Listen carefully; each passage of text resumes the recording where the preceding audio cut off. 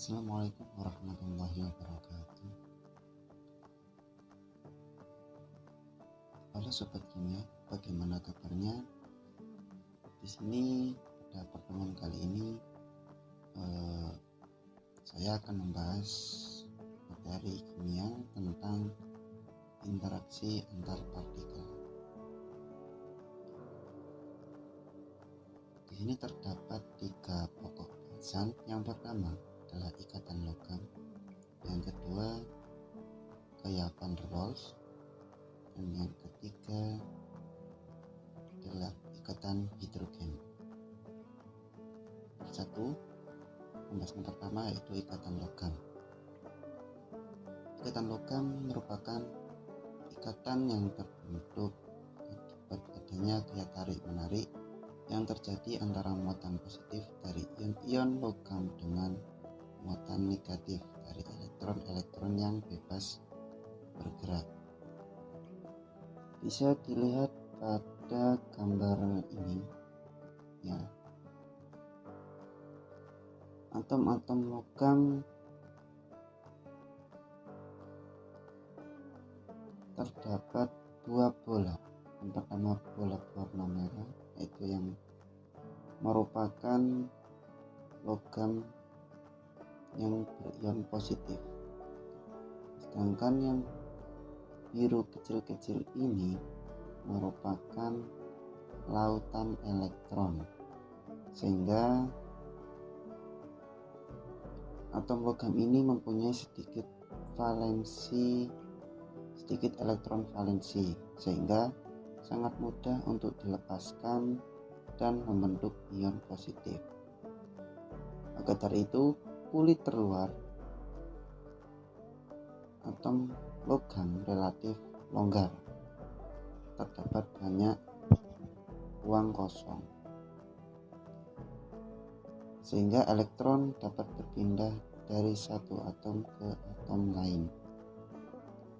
Mobilitas elektron dalam logam ini sangatlah bebas, sehingga elektron valensi logam mengalami delokalisasi, yang dimana suatu keadaan elektron valensi tersebut tidak tetap posisinya pada satu atom, tapi senantiasa berpindah-pindah dari satu atom ke atom yang lain.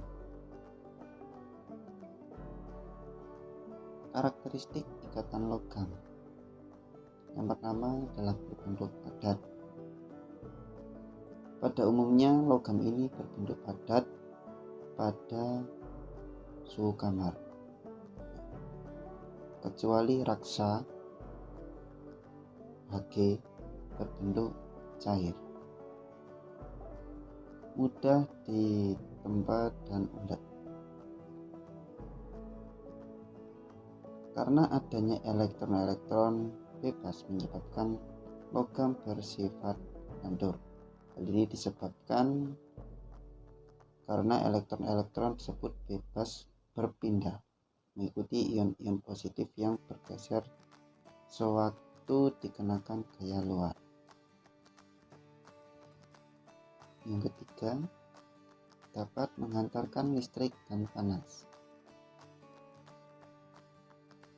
Hal tersebut dikarenakan elektron-elektron yang bebas dapat membawa muatan listrik jika diberi suatu beda potensial.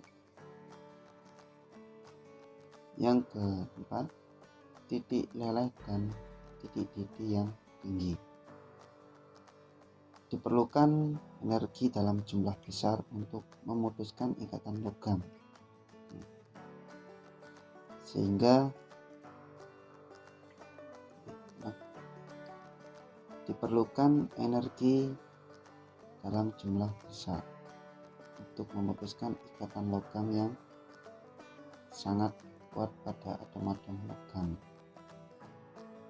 Jadi ibaratnya jika semakin kuat logam tersebut, maka semakin banyak energi atau eh, kekuatan yang dibutuhkan sangat banyak. Yang terakhir adalah mengkilap. Pada ikatan logam ini semua permukaan logam mengkilap. Part kedua, gaya van der Waals. Gaya van der Waals atau gaya antar molekul merupakan interaksi antara molekul-molekul dalam suatu zat atau unsur atau senyawa melalui gaya elektrostatis. Gaya van der Waals ini dibagi menjadi 3. Yang pertama, molekul nonpolar versus molekul nonpolar atau yang disebut dengan gaya London. Yang kedua, molekul polar versus molekul nonpolar atau yang disebut dengan gaya dipol-dipol induksian. Dan yang ketiga adalah molekul polar versus molekul polar atau yang disebut dengan gaya dipol-dipol. Pertama, gaya London. Gaya London ini terjadi antara molekul nonpolar versus molekul nonpolar. Bentuknya gaya London: 1. Molekul nonpolar dengan simetri bola,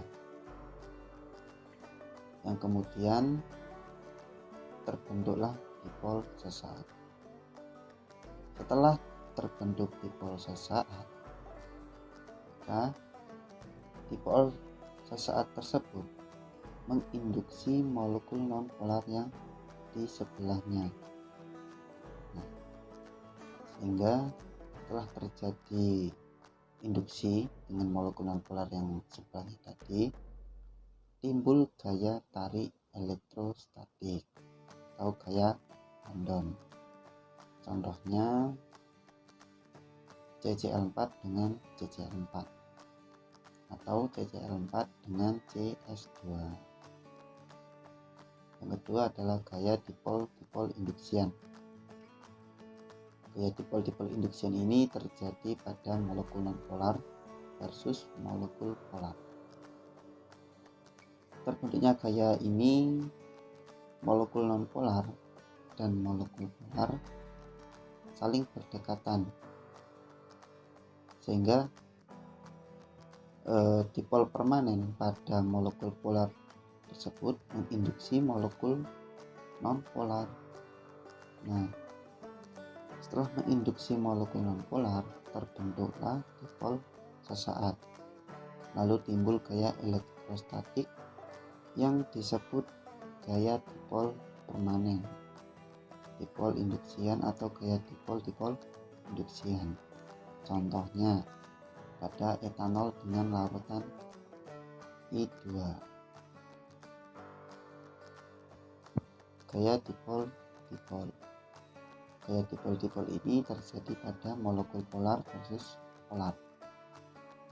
Terbentuknya gaya dipol-dipol ini yaitu molekul polar memiliki dipol yang permanen, sehingga gaya elektrostatik dipengaruhi oleh gaya tarik antar molekul dan gaya tolak antar molekul.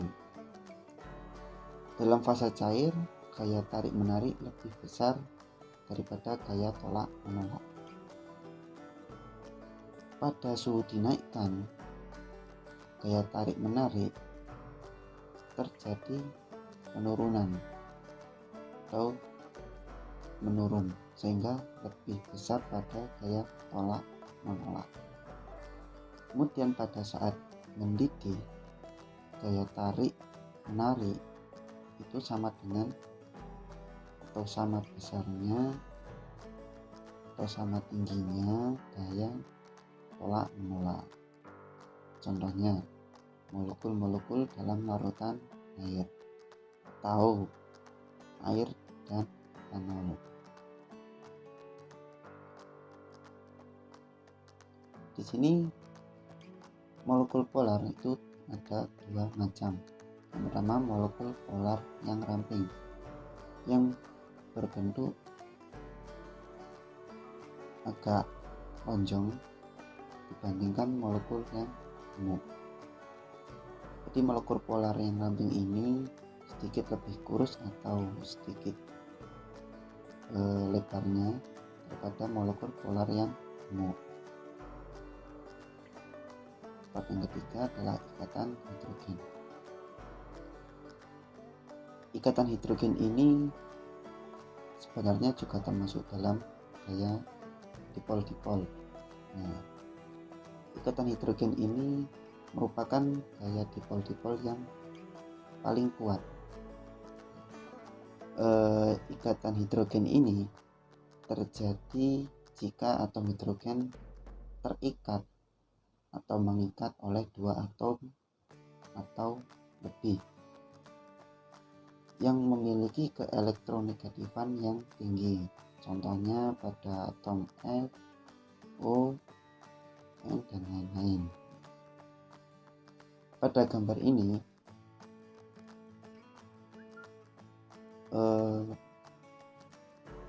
antara O mengikat, inilah yang disebut dengan ikatan hidrogen. Baik, cukup sekian yang dapat saya sampaikan. Apabila ada salah kata, saya mohon maaf yang sebesar-besarnya. Akhirul kalam, mohon maaf. Assalamualaikum warahmatullahi wabarakatuh.